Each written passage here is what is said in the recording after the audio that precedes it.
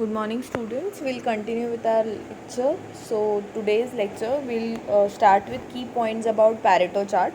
So in the last lecture we had completed the characteristics of Pareto chart, and now we'll be starting with the key points about Pareto chart. What does the Pareto chart require for development, or how it is made, is the key points. They have shown the key points. They work best with 30 observations across the category. So there are 30 total observations or categories they will have, in which they work the very smoothly, or they work very properly. Small numbers of data can be misleading due to random changes. So small amount of data can create a problem in this type of Pareto charts. The classification by categories is only a guide to where to focus attention of your improvement projects. So to improve in a particular field, you require categories. So division of your work and guidance for that work and attention on that particular category becomes very easy. Identifying categories where 80% of the problems are occurring is not only one thing is not only the thing to consider when deciding where to focus improvements efforts. So identifying only the 80% problems is not only the thing which you have to do in the software, but deciding where to focus improvements and where to put efforts. Now suppose if I say that I require some efforts or some changes in the testing level, so it does not mean I will mislead the other works, that is other development phase, that is designing phase. I cannot mislead them, that is I do not have to unfocus them. I have to thoroughly go with each and every stage of specification. And then when we talk about the key points, what else can come under key points, we will see that also.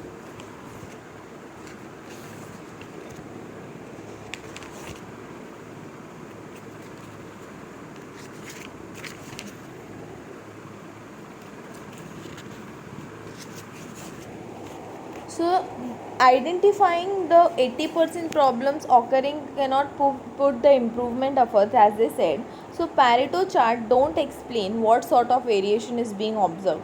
So variation cannot be seen through Pareto chart. To distinguish random, that is common cause, and non-random, that is special cause variation, you need to use either a run chart or a control chart. So random values or non-random values if you have, then also that variations cannot be seen, and for that you have to use other tool, that is run chart or control chart.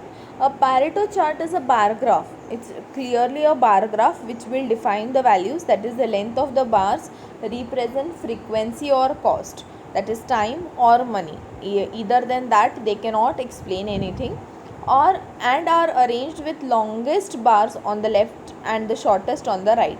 So it has an x axis and y axis, as I said, on both the side, so that it can define both the comparison values depending on time and money. So there are many significant ways in which you can go through the Pareto chart.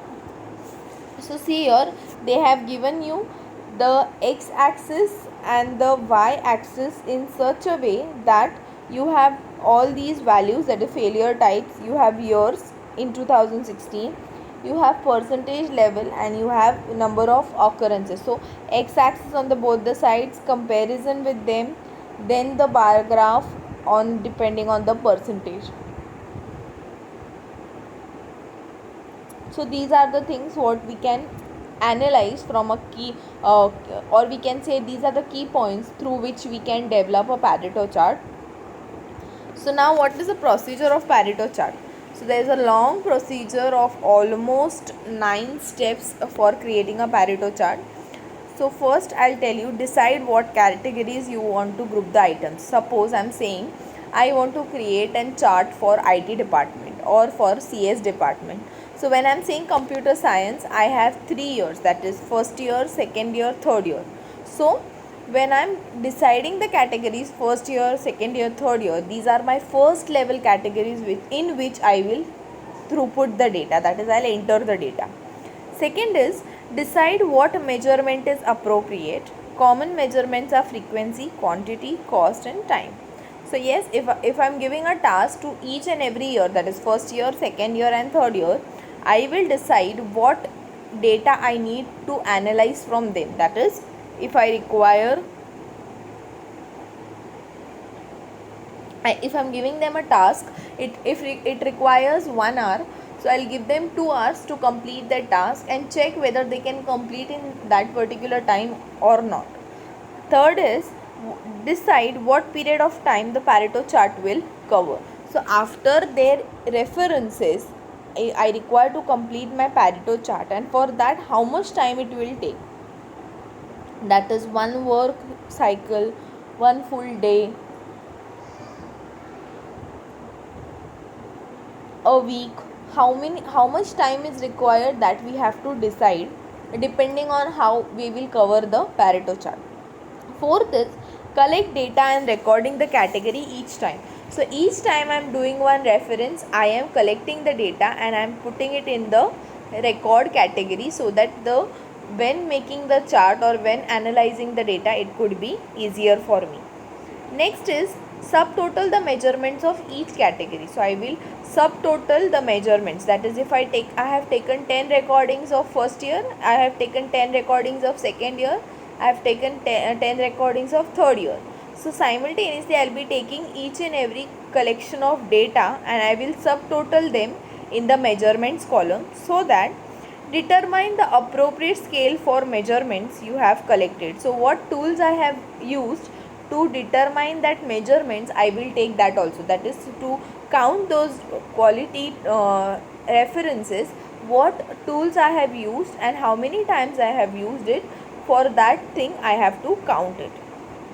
The maximum value will be largest subtotal of from step 5. So the maximum value will be from step 5, because that is the last step which we are doing for counting the references or the task procedures we have given. Next is mark the scale on the left side of the chart. So left side, what we have to do is mark the scale at the largest value of the chart. Determine the appropriate seventh step is construct and label bars. Now according to the values and frequencies which you have marked on the x axis, on the x and y axis, both the sides, what we'll do, we'll draw that measurement bar graphs of each category.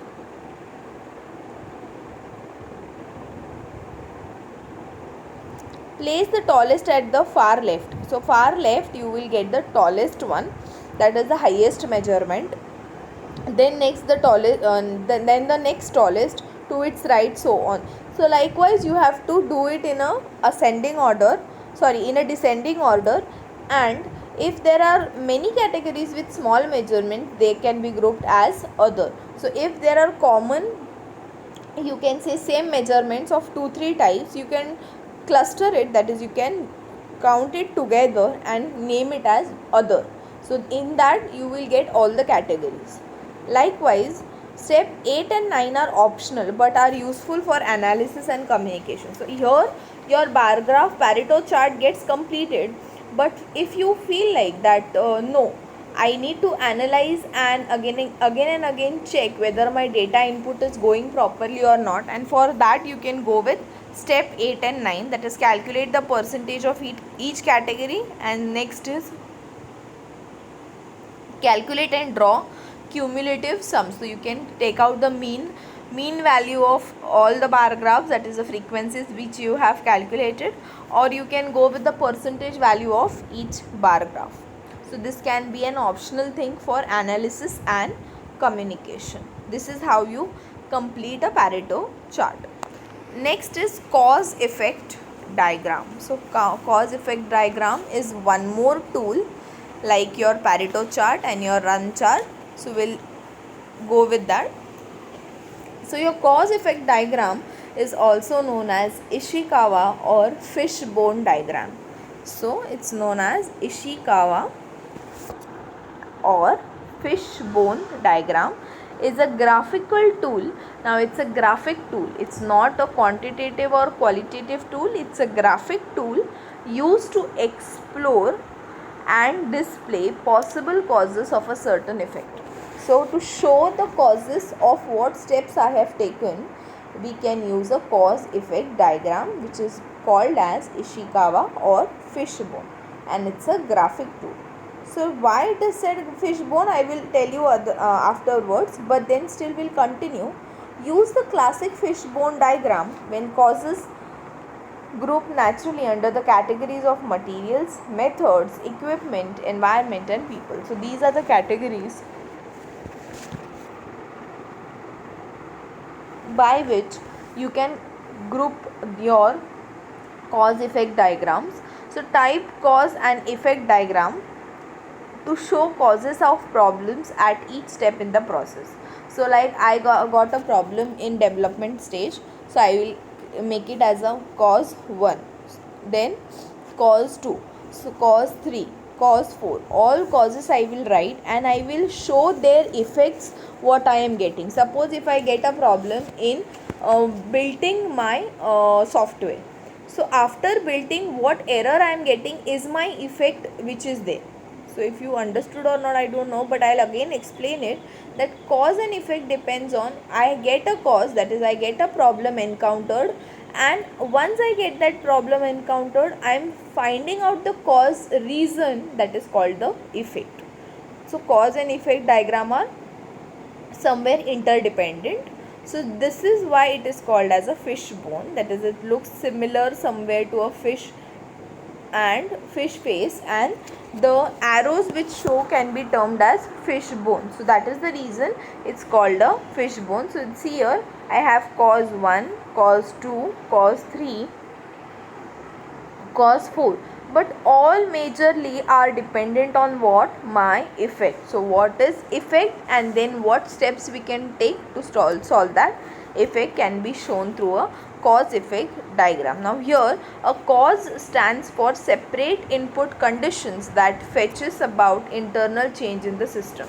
So any input value which is changing the internal operation of my system can be called as a cause, and effect is effect represents an output condition. So as I said, cause, when I put an input, there is nothing but it is not going with the system, it is giving a wrong interpretation, and because of that cause wrong interpretation, it is giving me a wrong output value which can be an effect.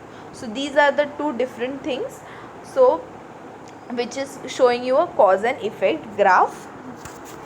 Next is the cause effect diagram can be used under these circumstances. So how do we use, in what conditions do we have to use the cause effect diagram? The first one is it finds to determine the current problem so that right decision can be taken very faster. So for cause effect diagram is taken into consideration. So as in I get the problem, that is the effect, how I can easily and very fastly solve that problem can be one cause when you have to use the cause and effect diagram to narrate the connections of the system with the factors affecting a particular process or effect. So connected systems, if their factors are affecting each other for a particular process to be completed, then we can use cause effect diagram.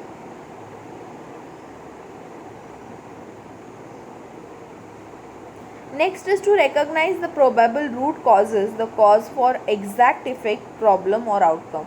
So to check the output changes, to check the effect related to the output or effect related to the problem which is being caused, we can use the cause effect diagram. Next is benefits of making cause effect diagram. So benefits, what are benefits? So we'll read one after another. It finds out the areas where data is collected for additional study.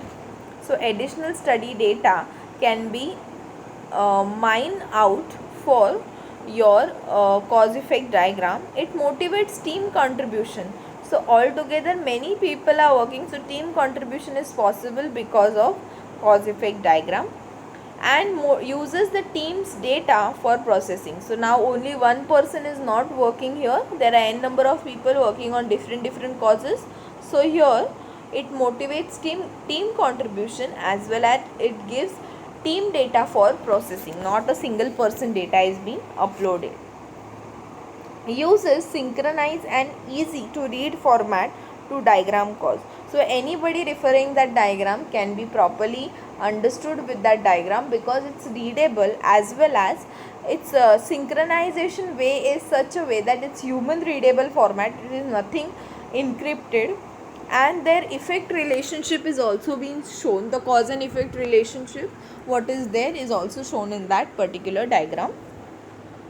And then point out probable reasons of differences in a process. So what are the actual reasons through which there is a change in the diagram or in the cause and effect diagram can be shown using. So this is one benefit. So now the next is steps to proceed on cause effect diagram. So what are the steps through which cause effect diagram is being developed? The first, there are firstly, secondly, third and fourth. So these are the steps in which your cause effect diagram is being built up. To recognize, firstly, recognize and describe the input conditions, that is causes, and actions, that is effects. So we have to recognize what is my input value which is giving me a cause, and what is my output value because of that input which is giving me a wrong output, that is the effect. Second is built up a cause effect graph.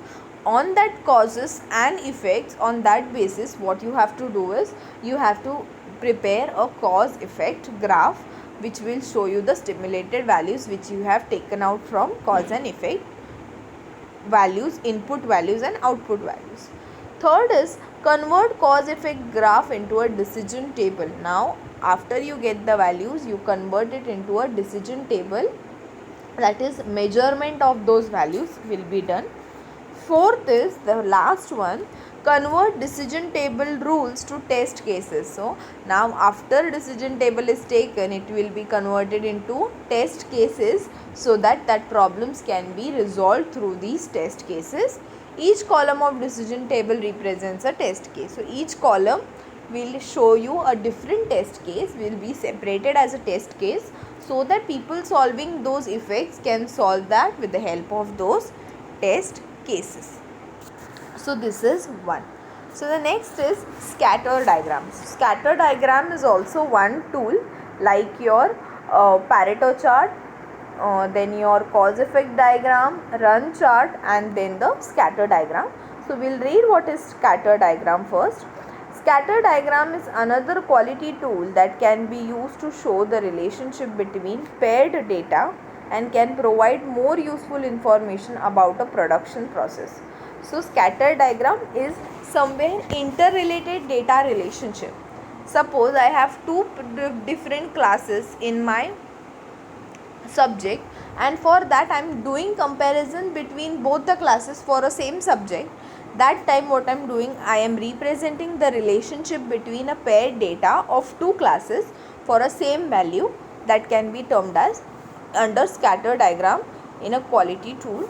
How we do that is, what is meant by paired data? So when I talk about paired data, what is actually paired data? The term cause and effect relationship between two kinds of data may also refer to a relationship between one cause and another, or between one cause and several others.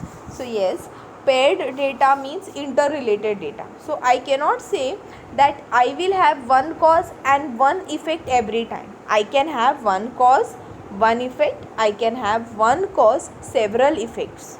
Because of that one problem, one input, I can get many other problems, that is many other bugs or errors, or I can get one cause, that is one input and one error.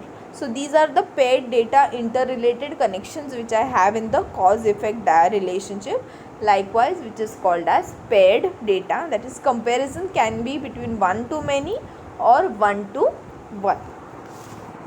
So how can you illustrate your scatter diagram? So first, the diagram's distribution is in the correlation, connection and attribute connectivity. So connection is how many connected relationships are there between your data. Then you have correlation, how do they correlate, that is depending on their attributes, depending on their input values, how do they correlate. And the next is the characteristics which define that data are also taken into consideration when they talk about scatter diagram. So this is where we will stop. We'll continue in the next lecture, and I'll send you the attendance for these. Please fill the attendance for this lecture. Thank you.